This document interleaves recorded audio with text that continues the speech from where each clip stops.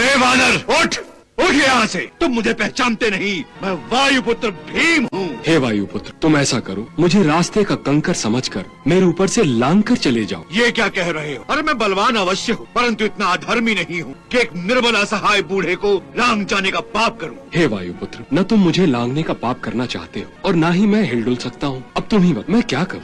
मेरी तुमसे एक विनती है, तुम कृपा करके मेरी पूंछ को हटाओ और अपना मार्ग बनाओ और फिर आगे बढ़ो। ने इन्हीं हाथों से बड़े बड़े वृक्षों को जड़ से उखाड़ कर फेंका है, फिर यह पूंछ किस खेत की मूली है? अभी हटाए देता हूँ। भीमसेन, यदि तुम दोनों हाथों से पूंछ उठाने का प्रयास करो तो अवश्य ही उठ जाएगी। दोनों हाथों से? हाँ। अरे भीमसेन, तुमने इतनी जल्दी हार मान ली, वो भी एक तुच्छ सी पूंछ से? तुम तो युवक होकर भी निर्बल की तरह थक गए। ये तुम्हें शोभा नहीं देता।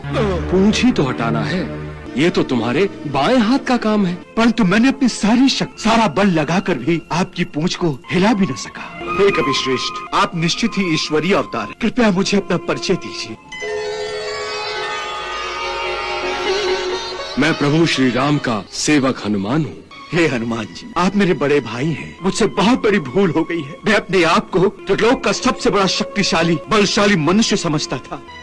मुझे क्षमा कर दीजिए। आपने मेरी आंखें खोलकर मुझे सत्यता का ज्ञान कराया।